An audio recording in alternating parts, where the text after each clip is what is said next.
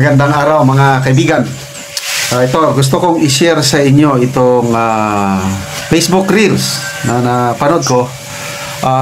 Yung anak ni Congressman Benny Abante sa District 6 sa Manila nagbitaw ng maanghang na salita laban kay BP Inday Sara. Sinama na rin niya si Mayor Isko Moreno. Talagang palaban din itong anak ni Congressman Abante. Siya po si Princess Abante. Okay, so pakinggan natin siya. Sa isang rally ito sa District 6 sa Manila. Yung paninira ang kakulangan nyo sa serbisyo dito sa ating distrito. Hindi pa sila doon natigil. Naghanap pa ng dayo. Oh, dayo, si BP Sara. Muli ka. May hugot. Tatayo ka dito sa aming lungsod. Tatayo ka sa aming distrito. Wala ka naman na ambag sa mga buhay ng aming mga kadistrito. Para bastusin. Bastos. Para siraan ang aming congressman na dilingkod ng tapat at totoo na walang pinipiling panahon. Wow! Magaling magdiskurso. Para sa mga tao na hinayaan sa kanilang entablado tumayo ang isang bastos at walang respeto. Tama lang na hindi ka naging presidente ng Pilipinas.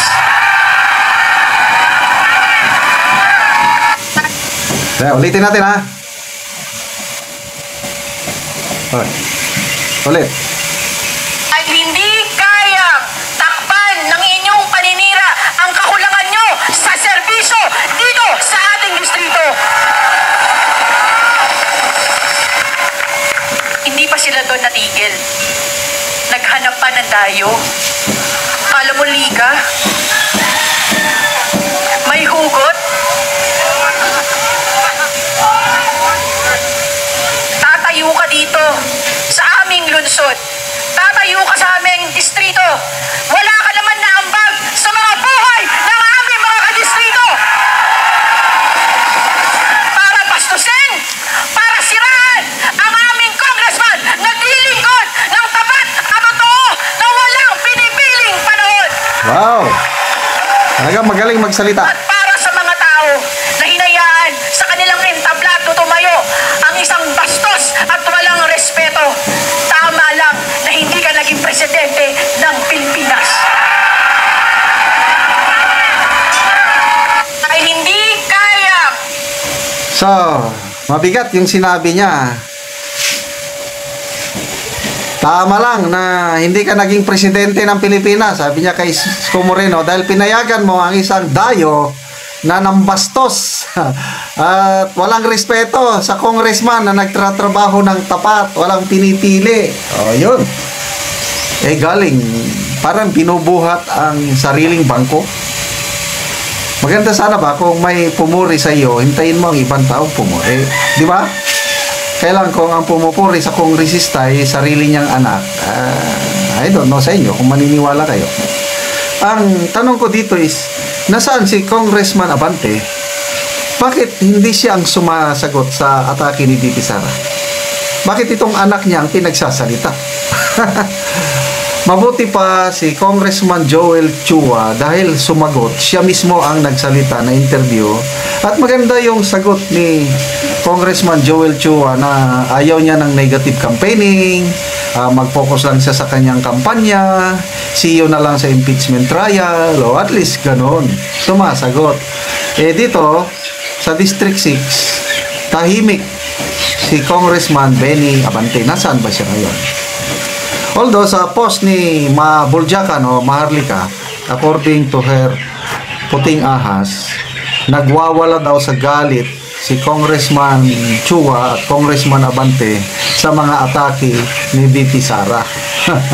So, ganyan talaga ang politika. Dahil pumasok kayo sa politika, expect something na sisirain ng inyo kasi sinira nyo rin ang ano eh. Bakit ganyan ang response ni BP Sara? Kasi sila o kayo ang unang sumira o unang nagsalita laban kay doon sa Kongreso. sa mga hearing, napanood ng halos lahat ng Pilipino, sa mga hearing ng Quadcom, Tricom, at iba pa, pag niresbakan kayo, normal yan. Pag ayaw nyong ganyang masiraan, huwag kayong pumasok sa larangan ng politika. Kaya ako, personally, yan ang ayaw na ayaw ko. Hindi ako bagay sa politika. Noong kare-retire ko, ng 2015, may mga nagsasuggest, kakandidato ako. Sabi ko, bakit ako kakandidato? Hindi naman ako mananalo pag hindi ako gagastos. Gagastusin ko yung pinaghirapan ko ng 34 years sa isang eleksyon na wala namang kasigurang manalo? Never. Mas maganda sana kung politika natin yung hindi ka gagastos para wala kang babawiin. Mayroong isang COMELEC commissioner, former, nakalimutan ko yung pangalan. Ito yung statement niya nung bago eleksyon ng May 2022. Ang kandidato, sabi niya, na gumagastos ng marami sa eleksyon, most likely yun ang maraming issue later on. Anomalya. Kasi nga, anong gagawin niya doon sa billions of pesos? Example, presidente, national position. Gumagastos ka ng billions na hindi naman kayang tapatan ng iyong sweldo later on. O, di ba? Talagang may involve ka talaga kasi mahirap. Kaya yan ang problema sa ating eleksyon. Pagdating sa butuhan, yan na. Mabuti ngayon, yung mga ayuda, yun na yung ginagastos. Ayuda, AX, tupad, kung ano pa yan. Pera ng taong bayan, yan ang ibinibigay sa mga tao. Kaya, kayo po, nga man nakaka-receive ng ayuda, tanggapin nyo lang. Kaya lang, huwag kayong papayag na diktahan ang inyong boto.